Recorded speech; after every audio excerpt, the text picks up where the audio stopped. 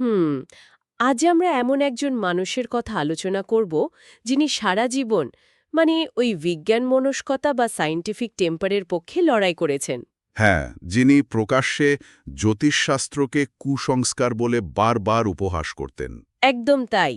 অথচ শুনলে অবাক লাগতে পারে যে জীবনের শেষ দিনগুলোতে সেই মানুষটির কপালে নাকি প্রতিদিন তিলক পরিয়ে দিত ৫০ জন পণ্ডিত, আর তার প্রাণ রক্ষার জন্য রীতিমতো যজ্ঞ চলছিল।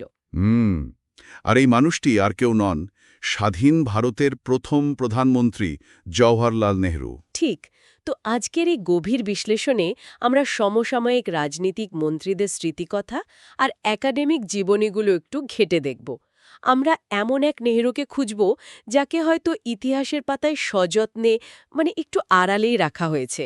ব্যাপারটা বেশ কৌতূহল উদ্দীপক। হ্যাঁ, আমার তো মনে হয় এটা অনেকটা ওই অত্যাধুনিক রাডার সিস্টেম কাজ করা বন্ধ করে দেওয়ার পর। একজন আধুনিক জাহাজের ক্যাপ্টেন বাধ্য হয়ে আকাশের তারার সাহায্যে পথ খুঁজছেন, অনেকটা সেরকম, তাই না? একদম নিখুঁত উপমা। কিন্তু এই যে রাডার বিকল হওয়ার বিষয়টা, এটা তো আর হঠাৎ করে একদিনে ঘটেনি। না, একেবারেই না। আধুনিক বিজ্ঞান আর যুক্তির ওপর নেহরুর যে অগাধ বিশ্বাস ছিল, তাতে প্রথম বড় ফাটলটা ধরে আসলে ১৯৫৮ সালে মৌলানা আবুল কালাম আজাদের মৃত্যুর সময়। ও আচ্ছা, ওই ঘটনাটা তাকে গভীরভাবে নাড়িয়ে দিয়েছিল। হ্যাঁ, আমরা সোর্সগুলোতে দেখতে পাই এখানে শুধু একজন প্রিয় বন্ধুর মৃত্যুই তাকে আঘাত করেনি, বরং বিজ্ঞান কিভাবে হেরে গেল সেটাই সবচেয়ে বড় ধাক্কা ছিল। ঠিক। কারণ ডক্টর বিধানচন্দ্র রায়ের মতো প্রখ্যাত চিকিৎসক যখন আজাদকে পরীক্ষা করে বললেন যে বিপদের কিছুই নেই, তখন তো একজন যুক্তিবাদী মানুষের পুরোপুরি আশ্বস্ত হওয়ারই কথা। কিন্তু মন্ত্রী সত্যনারায়ণ সিনহা এসে জানালেন যে তার এক জ্যোতিষী ভবিষ্যদ্বাণী করেছেন। আর ভবিষ্যদ্বাণীটা বেশ অদ্ভুত ছিল। হ্যাঁ, তিনি বলেছিলেন যে আজাদ বাথরুমে পড়ে যাবেন এবং ঠিক ৪ দিনের মাথায় মারা যাবেন। প্রথমটায় তো নেহরুর রেগে গিয়ে এসব আজেবাজে কথা বলে উড়িয়ে দিয়েছিলেন। সেটাই তো স্বাভাবিক। কিন্তু যখন সত্যি সত্যিই তিনি বাথরুমে পড়ে গেলেন, এবং ঠিক ৪ দিন পরেই আজাদের মৃত্যু হল। বাপরে! তখন তো নেহরুর যুক্তিবাদী মন এক বিশাল ধাক্কা খাবেই।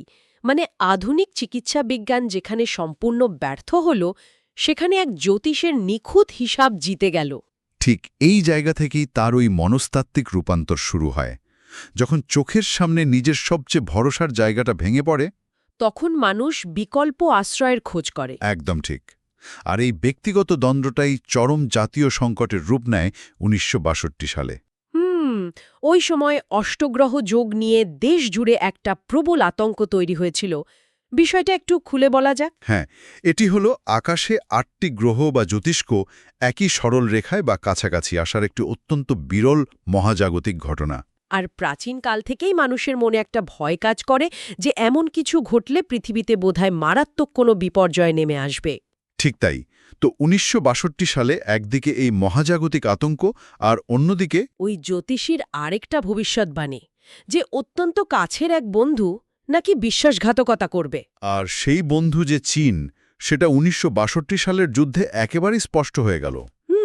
যখন চীন আক্রমণ করল, তখন নেহরুর তৈরি করা জোটনিরপেক্ষ নীতি, আন্তর্জাতিক কূটনীতি, সবকিছু তো তাসের ঘরের মতো ভেঙে পড়ল। হ্যাঁ, আর এই চরম মানসিক বিপর্যয়ের সময় তিনি হয়তো আর আধুনিক লজিকের উপর ভরসা রাখতে পারলেন না। সোর্সগুলো তো জানাচ্ছে যে তার মন্ত্রিসভার লোকেরাই তখন তার মনস্তাত্ত্বিক নিরাপত্তার জন্য দিল্লির কালকাজির এক মন্দিরে হ্যাঁ, ওই ৫০ জন পণ্ডিতকে নিযুক্ত করেন। লোকচক্ষুর অন্তরালে প্রতিদিন যজ্ঞ হতো। আর অত্যন্ত গোপনে নেহরুর কপালে তিলক পরিয়ে দেওয়া হতো। ভাবা যায়, রাষ্ট্রের শীর্ষ পদে বসে একজন ধর্মনিরপেক্ষ নেতার এমন কাজ। অবিশ্বাস্য মনে হলো, সোর্সগুলো কিন্তু সেদিকেই ইঙ্গিত দিচ্ছে। কিন্তু এখানে একটা বড় প্রশ্ন জাগে। আমরা যখন নেহরুর ইতিহাস পড়ি, তখন তো এসব জানতে পারি না কেন? এর কারণটা লুকিয়ে আছে আমাদের সোর্সগুলোর ভিন্ন ভিন্ন বর্ণনার মধ্যে। সর্বপল্লী গোপাল, যিনি ছিলেন নেহরুর সরকারি জীবনীকার। হ্যাঁ, তিনি তো তার লেখায় এই ঘটনাগুলোকে স্রেফ গুজব বা বিরোধীদের ছড়ানো অপপ্রচার বলে উড়িয়ে দিয়েছেন। কারণ একজন সরকারি জীবনীকারের দায়িত্ব থাকে রাষ্ট্রের বৃহত্তর ইমেজের স্বার্থে নেতার নিখুঁত আধুনিক ভাবমূর্তি রক্ষা করা। কিন্তু ও মাথাইয়ের মতো মানুষের স্মৃতিকথা পড়লে আমরা আবার আসল চিত্রটা পাই। একদম। মাথায় ছিলেন নেহরুর একান্ত সচিব। তিনি নেহরুকে প্রতিদিন খুব কাছ থেকে দেখেছেন। মানে বন্ধ দরজার ওপাশে একজন রাষ্ট্রনেতার ভয় বা নিরাপত্তাহীনতাগুলো তার চোখে আয়নি? ঠিক বলেছেন। মাথায় লেখা প্রমাণ করে যে এটা কোনো গুজব ছিল না, বরং চরম সংকটে পড়া একজন মানুষের মনস্তাত্ত্বিক আশ্রয় খোঁজার মরিয়া চেষ্টা ছিল।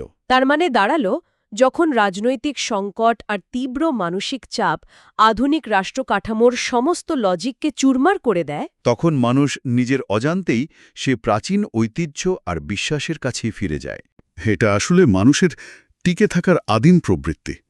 আধুনিক যুক্তি যখন কাজ করে না, তখন মনস্তাত্ত্বিক নিরাপত্তার জন্য মানুষ যে কোনো খড়কুটো আঁকড়ে ধরে। নেহরুর মতো প্রবল যুক্তিবাদী মানুষও তার ঊর্ধ্বে ছিলেন না। ঠিক তাই। আপনি ওই যে শুরুতে বললেন না, আধুনিক রাডার ফেল করলে আকাশের তারার দিকেই তাকাতে হয়। হ্যাঁ, আর এখানেই আজকের আলোচনার সবচেয়ে ভাবনার জায়গাটা তৈরি হয়। সরকারি জীবনীগুলো যদি রাষ্ট্রের ভাবমূর্তি রক্ষার জন্য একজন নেতার এমন গভীর মানবিক দুর্বলতাকে ইতিহাস থেকে এত সুচারুভাবে মুছে ফেলতে পারে, তাহলে একটা বড় প্রশ্ন তো থেকেই যায়। ঠিক আধুনিক ইতিহাসের আর কতগুলো সত্য এভাবে নিখুঁত করে সাজানো হয়েছে যা নিয়ে আমরা আজও কোনো প্রশ্নই তুলিনি।